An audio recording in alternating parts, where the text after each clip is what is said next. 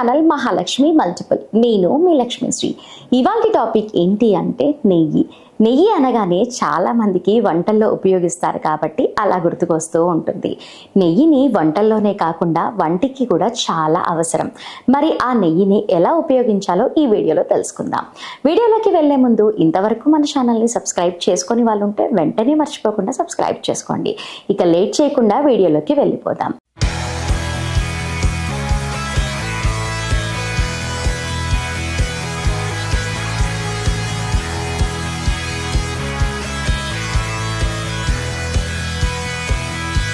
నెయ్యి ఎన్నో ఏళ్ల నుండి ఆహారంలో భాగంగా ఉంది.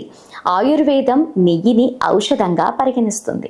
ఎన్నో వంటల్లోనూ తీపి పదార్థాల తయారీలోనూ నెయ్యి తప్పనిసరిగా ఉపయోగిస్తారు.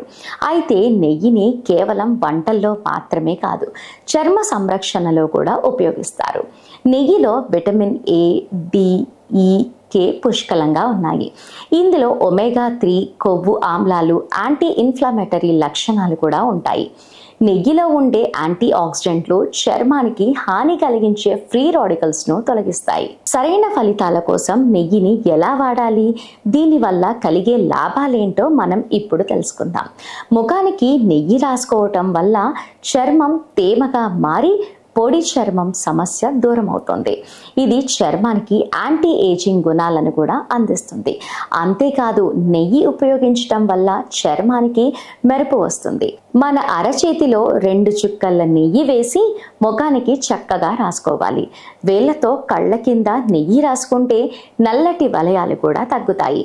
చర్మం చాలా పొడిగా ఉంటే రాత్రి సమయంలో నెయ్యి రాసుకొని రాత్రంతా అలాగే ఉంచుకోవచ్చు. సాధారణ చర్మం లేదా జిడ్డు చర్మం అయితే ముఖానికి నెయ్యి రాసుకొని 10 నుండి 15 నిమిషాలు ఉంచుకొని ముఖం కడిగేసుకోవచ్చు. నెయ్యిని చర్మానికి అప్లై చేయటంతో పాటు ఫేస్ ప్యాక్ల తయారీలో కూడా ఉపయోగించవచ్చు. 2 చెంచాల శనగపిండిలో 1 చెంచా నెయ్యి వేసి అందులో కొన్ని చుక్కల పాలు వేయాలి. బాగా మిక్స్ చేసి ఆ ఫేస్ ప్యాక్ని ముఖానికి అప్లై చేసి 15 నుండి 20 నిమిషాల పాటు ఉంచి తర్వాత క్లీన్ చేసుకోవాలి. ఇలా చేయటం వల్ల చర్మంపై కనిపించే నల్లటి మచ్చలు తగ్గి చర్మం మెరుస్తుంది. నెయ్యితో మాయిశ్చరైజర్ కూడా తయారు చేసుకోవచ్చు.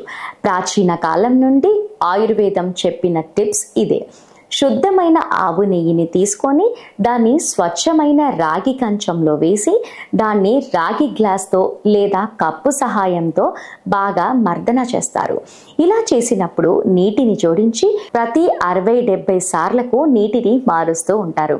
ఇలా 100 సార్లు నీటిని మారుస్తూ నెయ్యిని శుద్ధి చేయడానికి శతదౌతామృతం అని అంటారు. దీన్ని 100 సార్లు వాష్ ఘీ అని కూడా అంటారు.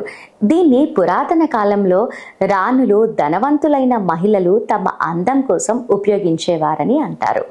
మీరు ఈ మధ్య కాలంలో కూడా యూట్యూబ్లో చాలా షార్ట్స్ చూసే ఉంటారు.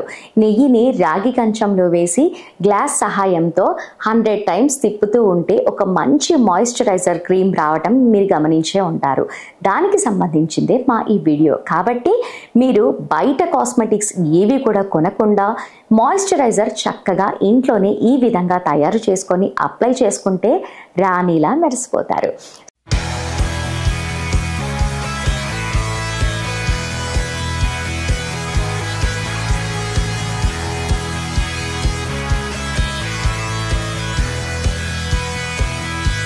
సో వ్యూవర్స్, ఈ వీడియో మీకు నచ్చిందని అనుకుంటాను. నచ్చితేనే లైక్ చేయండి. ఇలాంటి బ్యూటీ టిప్స్ అందరికీ అవసరం కాబట్టి షేర్ చేయండి. అండ్ అలాగే ఇలాంటి మంచి టిప్స్ కోసం మా మహాలక్ష్మి మల్టిపుల్ ఛానల్ని మర్చిపోకుండా సబ్స్క్రైబ్ చేసుకోండి. నెక్స్ట్ వీడియోలో మళ్ళీ కలుద్దాం. Keep watching.